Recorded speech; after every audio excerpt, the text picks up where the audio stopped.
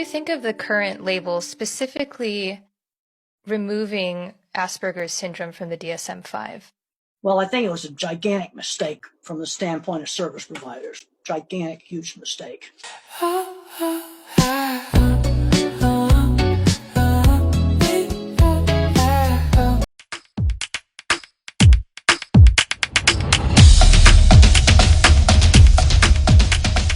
Hey Special Family, welcome back to another Fairies Reaction video. If you're new here, I'm AutismMom.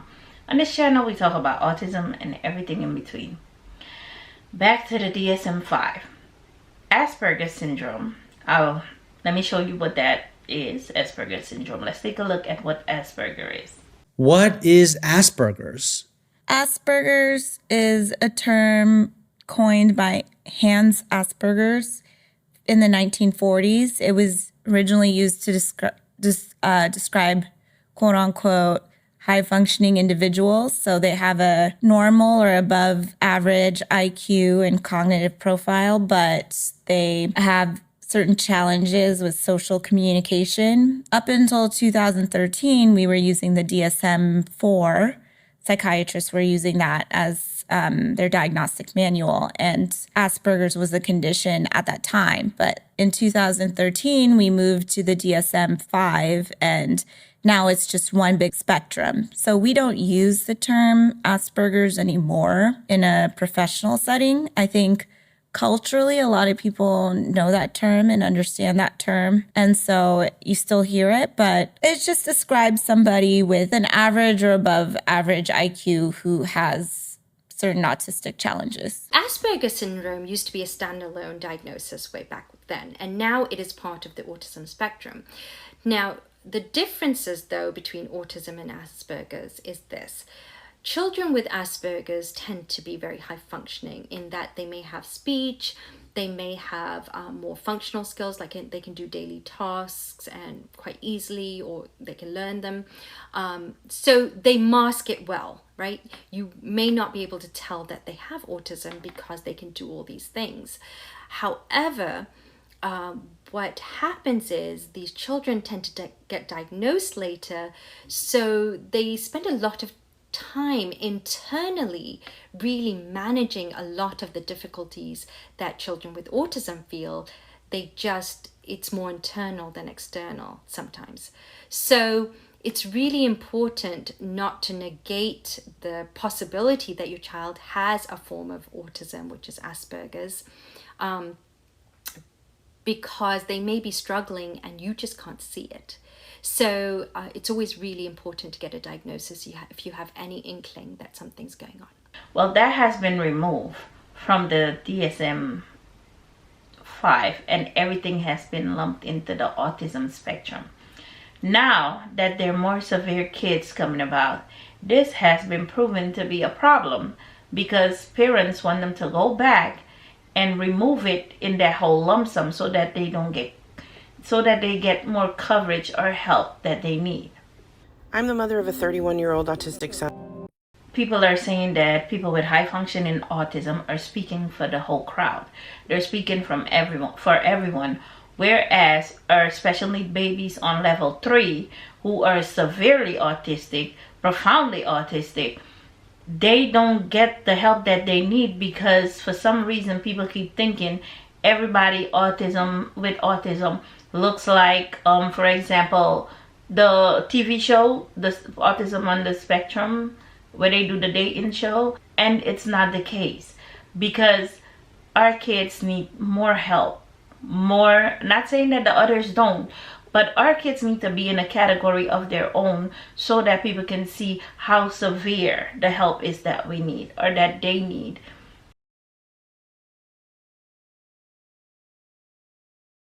Yeah, what do you think of the current label, specifically removing Asperger's syndrome from the DSM-5?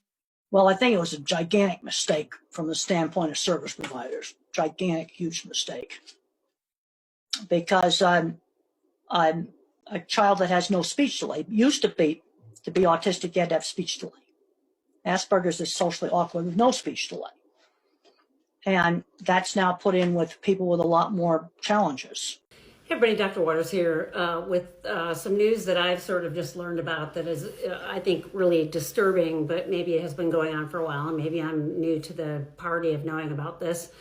But nonetheless, and that has to do with the people that organize and publish the DSM, the actual humans that are responsible for doing that, that it's been found that 60 to 70, as high as 75% of the people that are responsible for doing that, which is psychiatry, by the way, not psychology, clinical psychology, even though we do use it for diagnosing, that up to 75% of the people that do that in psychiatry have a pretty significant conflict of interest in that they're receiving payment, favors, getting ski trips and things like that from various pharmaceutical industry, as well as those that maybe have a special interest in keeping people with the pathological label, like learning aids and things like that.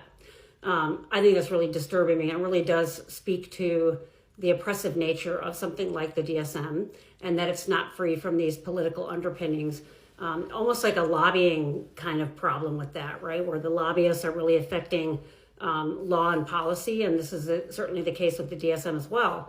And we know the other limitations of that, and that the DSM, most of the stuff that's in there kind of lacks a really strong research base in terms of replicating what other people have found. So those things are there. The research is sort of shown and borne out symptoms of things, which is what the DSM is supposed to describe. But that the replication studies are abysmal. It's very hard to replicate a particular study. We know the DSM has a huge cultural bias. It really is more of a colonized view, having to do with, white, middle to upper class folks, straight, those kinds of things. There's huge cultural biases in there. But the thing I think that's most disturbing about this news is that it does promote, and it's a psychiatry, right? They're the prescribers. It perpetuates and promotes a psychopharmaceutical panacea to all these things that are in there. Prescribe. Got depression, put you on a medication. Got anxiety, put you on a medication. Not that some of those medications don't work, but it shouldn't always be the first order of business. And it behooves them to have these be sort of these accepted things so they can continue to drive prescribing, and that it's a problem that the pharmaceutical industries profit from that. And they're having a direct influence on what goes into the DSM and how it's described and how it's used, right? That's really a huge problem. In fact, in the United States, the National Institute of Mental Health doesn't even use the DSM. They use the ICD or other descriptions of psychological issues. And then don't even get me started on things that probably shouldn't even be in there, like autism and ADHD, because these are neurological conditions. There can be psychological fallout from them, but they're neurological conditions first and foremost. So that's super disturbing. I think it's sort of proof again of these hierarchical oppressive systems. Certainly going to make me even more critical of the DSM and wanting to promote more understanding about lived experiences of things, not what these straight, white, rich psychiatrists are saying is the case. So just thought you should know. A parent can't do this alone. At least with the other kids, they can say what they want. They can give you cues. They can talk. Our kids some of them are still in diapers. They're nonverbal. They can be around people. They need 24-hour care. They cannot be unsupervised. And with some people on the spectrum, that is not the case. So that's what I'm getting out of all this. I could be wrong, but this is what I'm getting from it, that they wanted to be separated so that the kids with profound autism or severe autism, level 3 autism, can get more help and not be lumped into one spectrum like it's all one thing when they're different outcomes of autism. No two kids with autism are the same. Well, let me know what you think in the comment section below, and I'll catch you in the next one. Bye.